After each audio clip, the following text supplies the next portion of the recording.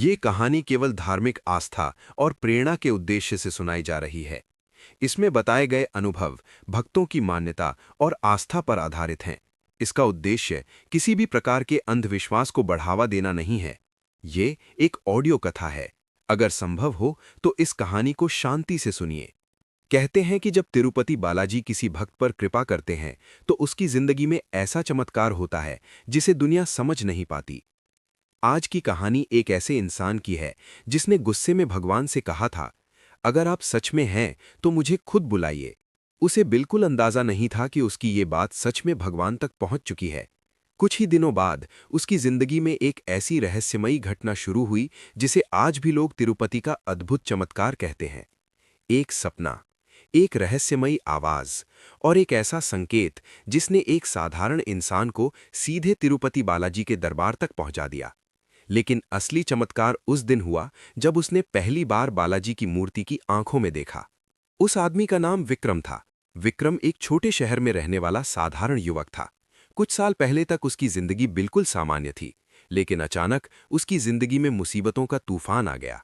उसका छोटा सा व्यापार बंद हो गया, कर्ज बढ़ता गया और धीरे धीरे लोग उससे दूरी बनाने लगे। विक्रम को लगने लगा कि उसकी किस्मत पूरी तरह खत्म हो चुकी है। एक रात वो छत पर बैठा आसमान देख रहा था। उसने गुस्से में आसमान की तरफ देखकर कहा, भगवान, अगर आप सच में हैं तो मेरी मदद क्यों नहीं करते? फिर उसने चुनौती देते हुए कहा, अगर आप सच में हैं तो मुझे खुद बुलाइए। ये कहकर वो कमरे में गया और सो गया। लेकिन उसी रात लगभग 3 बजे उसकी नींद अचानक खुल गई। उसे ऐसा लगा जैसे कमरे में कोई मौजूद है। उसने चारों तरफ देखा लेकिन कोई नहीं था। तभी अचानक कमरे में एक हल्की सुनहरी रोशनी फैलने लगी। विक्रम डर गया। वो बिस्तर पर बैठ गया। उसी रोशनी के बीच उसे एक धीमी आवाज सुनाई दी, तिरुमला आओ। विक्रम का दिल तेज धड़कने लगा। कुछ सेकंड बाद वही आवाज फिर आई, तुम्हें बुलाया गया है। और फिर अचानक कमरे की रोशनी गायब हो गई। विक्रम पूरी रात सो नहीं पाया। सुबह उठकर वो सोचता रहा कि ये सपना था या सच, लेकिन उसके दिल में एक अजीब सा विश्वास जाग चुका था। उसने फैसला किया कि वो तिरुपति बालाजी के दर्शन करने जाएगा। लेकिन समस्या ये थी कि उसके पास यात्रा के लिए पैसे नहीं थे। उसने अपनी माँ को सारी बात बताई। माँ कुछ देर चुप रहीं। फिर उन्होंने अपने पुराने बक्से से एक कपड़ा निकाला। उसमें कुछ पैसे रखे हुए थे। माँ ने कहा, बेटा, अगर बालाजी ने बुलाया है तो जरूर कोई कारण होगा। विक्रम की आंखों में आंसू आ गए। उसने माँ के पैर छुए और तिरुपति के लिए निकल पड़ा। लंबी यात्रा के बाद वो ट्रेन में बैठा था। उसके सामने एक बुजुर्ग साधु बैठे थे। उन्होंने मुस्कुराकर पूछा, कहाँ जा रहे हो बेटा? विक्रम ने जवाब दिया, तिरुपति बालाजी के दर्शन करने। साधु मुस्कुराए और बोले, जब बालाजी बुलाते हैं तो रास्ते अपने आप बन जाते हैं।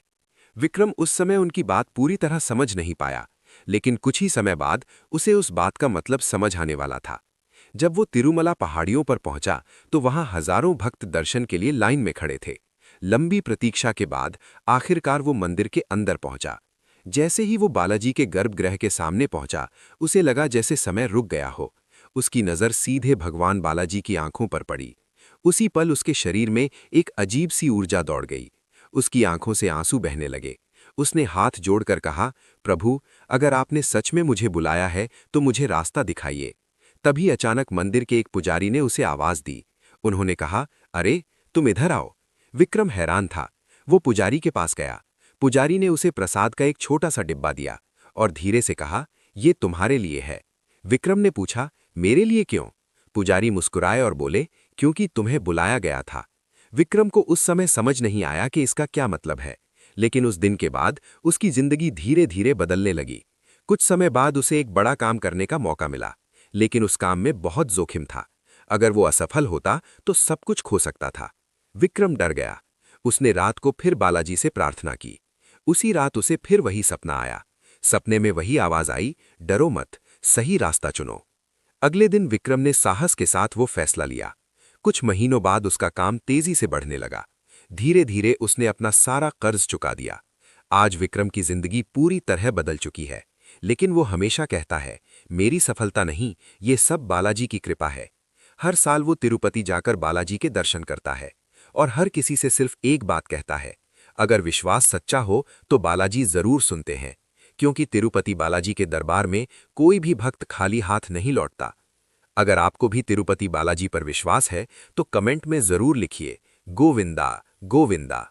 और अगर आप चाहते हैं कि बालाजी की कृपा हमेशा आपके जीवन में बनी रहे, तो इस वीडियो को लाइक और शेयर जरूर करें। और ऐसी ही चमत्कारी भक्तिमयी कहानियां सुनने के लिए चैनल को सब्सक्राइब करना मत भूलिए, क्योंकि अगली कहानी शायद आपके जीवन में भी एक नया चमत्कार लेकर आए। जय तिरुपति बालाजी।